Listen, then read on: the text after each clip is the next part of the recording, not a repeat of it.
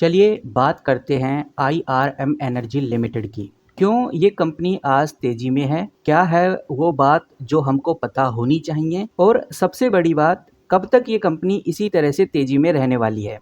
वहीं किन किन खबरों पर हमको अब ध्यान रखकर चलना चाहिए, इस वीडियो में हम समझने वाले हैं। बहुत साफ नज़र आता है कि जो IRM एनर्जी कंपनी है आज लगभग 14% के आसपास बढ़ती हुई नज़र आ रही है। आज है 18 सितंबर और 18 सितंबर को हमें एक अच्छी तेजी इस कंपनी में देखने को मिली है। कंपनी की ग्रोथ की बात करें तो कह सकते हैं कि लगभग 16 सितंबर को ये जो कंपनी का प्राइस था 274 रुपये था, जो आज 377 रुपये तक चला गया है। लगभग 37% के आसपास की ग्रोथ आपको देखने को मिलेगी। जब इस तरह की ग्रोथ कोई कंपनी करती है तो यहाँ पर हमें ये समझना चाहिए कि इसके पीछे का क्या बड़ा रीज़न है। तो सबसे बड़ा रीज़न तो यही निकल के सामने आ रहा है कि कंपनी ने डिविडेंड रिकॉर्ड डेट 18 सितंबर रखी थी, जो कि आज का दिन है। यानी कि आज डिविडेंड रिकॉर्ड डेट है और लगभग ₹1.5 पर शेयर कंपनी फाइनल डिविडेंड देने जा रही है। कंपनी ने ये मई में ही अनाउंसमेंट कर दिया था, मई 2025 में, कि हम डिविडेंड अनाउंस करेंगे, और रिकॉर्ड डेट कंपनी ने आज की रखी थी, यानी कि 18 सितंबर की। इसीलिए लास्ट मिनट हमें बाइंग देखने को मिल रही है, एक बाइंग प्रेशर देखने को मिल रहा है,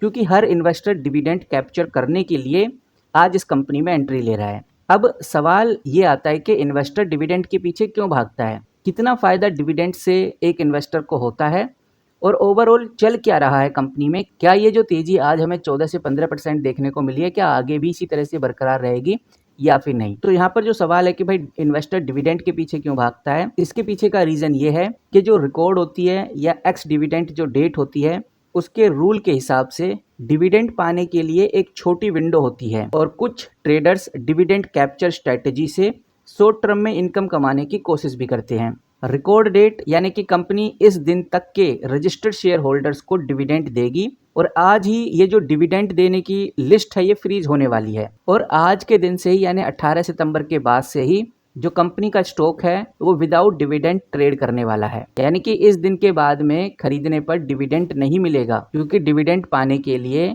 18 सितंबर से पहले पहले इन्वेस्ट करना होता है, और 18 सितंबर तक आप इन्वेस्ट कर सकते हैं। तो यहाँ पर जो डिविडेंड कैप्चर करने वाले होते हैं, जो ट्रेडर्स होते हैं, तो यहाँ पर जो डिविडेंड कैप्चर होते हैं, जो ट्रेडर्स होते हैं, वो एक्स डिविडेंड डेट से पहले ही बाय करके डिविडेंड लेते हैं और बाद में स्टॉक को बेच देते हैं, और इसी टैक्टिकल बाइंग से शॉर्ट टर्म में ओवरऑल कंपनी का स्टॉक बढ़ जाता है, और वही IRM एनर्जी में हमें देखने को मिल रहा है। लेकिन ये चीज़ भी हमें ध्यान में रखकर चलनी चाहिए कि सिर्फ डिविडेंड के लिए भागने से टोटल रिटर्न जरूरी नहीं है बढ़े, क्योंकि एक्स डेट के बाद प्राइस ड्रॉप हो सकते हैं, और डिविडेंड कैप्चर स्ट्रेटजी में एग्जीक्यूशन का भी काफ़ी ज़्यादा रिस्क होता है। स्लिपेज और टैक्सेस के बाद जो फ़ायदा है वो घट सकता है। इसीलिए जो लॉन्ग टर्म इन्वेस्टर्स होते हैं वो फंडामेंटल और वैल्यूएशन पे ज़्यादा फोकस करते हैं।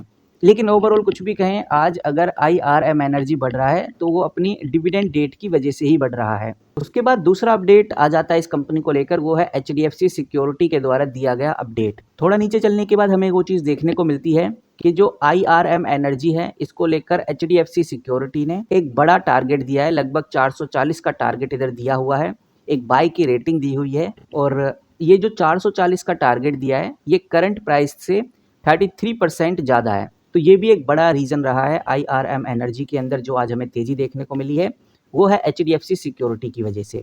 अभी आप देखेंगे अभी भी जो कंपनी का स्टॉक है 376 रुपीज़ पे है, और HDFC ने जो प्राइस टारगेट दे रखा है वो 440 रुपीज़ का दिया हुआ है, यानी कि अभी भी कंपनी में पोटेंशियल है। अब एक और इम्पोर्टेंट सवाल निकल के सामने आता है कि भाई HDFC ने ऐसा क्यों किया, ऐसा HDFC को IRM एनर्जी में क्या दिखा। तो HDFC का यहाँ पर कहना है कि कंपनी ने अपना CNG सेगमेंट काफ़ी स्ट्रांगली ग्रो किया है, और इसी ग्रोथ की वजह से इस कंपनी में और ज़्यादा तेज़ी देखने को मिलेगी। कहने का मतलब ये है कि HDFC को लगता है कि कंपनी ने अपना CNG बिजनेस काफ़ी स्ट्रॉन्ग कर लिया है, क्योंकि माना ऐसा जा रहा है कि जो फाइनल ईयर 2026 है, इसके अंदर इस कंपनी ने 21% की ग्रोथ की थी, जिसको आप इधर बहुत क्लियरली साफ साफ अक्षरों में देख सकते हैं। वहीं कंपनी ने यहाँ पर पार्टनर किया है रेड टैक्सी के साथ, जो कि ओवरऑल ऑपरेट करता है 700 कैब्स के आसपास, और इन ड्राइवर्स को ये भी एनकरेज किया गया है कि वो शिफ्ट हो CNG की तरफ, और आप जानते हैं कि ये कंपनी CNG में कंटिन्यूसली बढ़ती जा रही है। IRM एनर्जी ने 50 न्यू CNG स्टेशंस ऐड किए हैं, फाइनल ईयर 2026 में, और सीएनजी व्हीकल रजिस्ट्रेशन कंपनी के ऑपरेशन एरिया में 13% की ग्रोथ करी है ईयर ऑन ईयर ग्रोथ अगर उठाकर देखें तो गाइज यही दो बड़े और महत्वपूर्ण रीज़न निकल के सामने आ रहे हैं आईआरएम एनर्जी को लेकर, जिसकी वजह से आज ये कंपनी हमें इस लेवल की ग्रोथ दिखा रही है। पहला तो डिविडेंड रिकॉर्ड डेट है आज, तो इसलिए बहुत सारे इन्वेस्टर्स बाइंग कर रहे हैं। दूसरा, एचडीएफसी ने भी अपनी तरफ से कंपनी का एनालिसिस पब्लिक किया है, जहां पर उसने प्राइस टारगेट 444 रुपये बताया और बताया है कि भाई सीएनजी के लेवल पे कंपनी अच्छा परफॉर्म कर रही है। तो कह सकते हैं कि जो शॉर्ट टर्म है, शॉर्ट टर्म इन्वेस्टर्स के लिए सब जानते हैं कि भाई ये कंपनी ऑलरेडी एक अपर सर्किट के लेवल तक पहुंच गई है।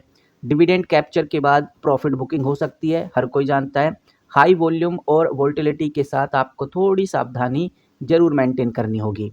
तो ये तो हो गया शॉर्ट टर्म ट्रेडर्स के लिए, लेकिन अगर हम लॉन्ग टर्म की बात करें तो लॉन्ग टर्म ट्रेडर्स इन्वेस्टर्स के लिए एचडीएफसी सिक्योरिटी का 440 का जो टारगेट है इसको थोड़ा और ध्यान से समझना चाहिए। एचडीएफसी ने क्यों 440 का टारगेट दिया है इसको भी थोड़ा और गहराई से समझना चाहिए। जैसा मैंने आपको बताया कि सीएनजी बिजनेस कंपनी का ग्रो कर रहा है, तो फंडामेंटली स्ट्रॉन्ग है, लेकिन फिर से एक बार देखना चाहिए कि कंपनी सीएनजी में किस तरह से आगे बढ़ रही है। वहीं natural gas pipeline tariff change की वजह से कंपनी को बेनिफिट मिलेगा। अब ये बेनिफिट किस लेवल तक रहेगा ये समझना भी ज़रूरी है। तो लॉन्ग टर्म में देखा जाए तो कंपनी अच्छा खासा कर रही है, अच्छी खासी पॉजिटिविटी है, बट शॉर्ट टर्म में जैसा मैंने आपको बताया प्रॉफिट बुकिंग के चांसेस भी आगे हमें देखने को मिल सकते हैं। बाकी अगर हम कंपनी के कुछ और बेहतरीन और इम्पोर्टेंट रेशोज पे चर्चा करें तो आप इधर देखिए, मैं हूँ मनी कंट्रोल प्रो पे, मैंने इधर आईआरएम एनर्जी लिमिटेड खोला हुआ है।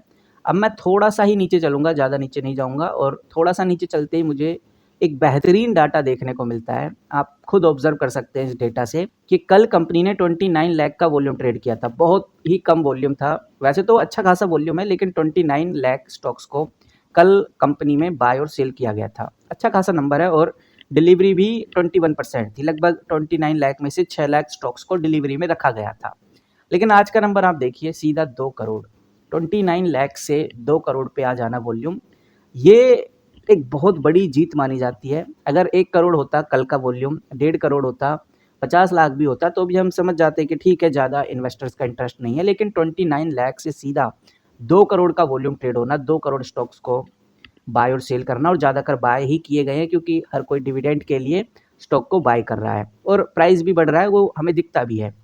तो साफ नज़र आता है कि इन्वेस्टर्स का इंटरेस्ट इस कंपनी में काफ़ी ज़्यादा है, और जिन कंपनीज़ में इंटरेस्ट होता है इन्वेस्टर्स का, उन्हीं कंपनीज़ में बदलाव होते हैं, उन्हीं कंपनीज़ में एक अपॉर्चुनिटी होती है, एक चांस होता है। उन कंपनीज़ में चांस नहीं होता जो बहुत स्लो पड़ी हुई हैं, जिनको लेकर कोई न्यूज़ नहीं है, कोई अपडेट नहीं है।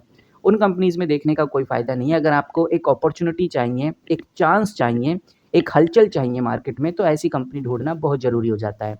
तो आईआरएम एनर्जी अभी ऐसी ही कंपनी है, और ये जो अपॉर्चुनिटी और ये जो हलचल है हमें कल भी देखने को मिलेगी इस कंपनी में, परसों भी देखने को मिलेगी।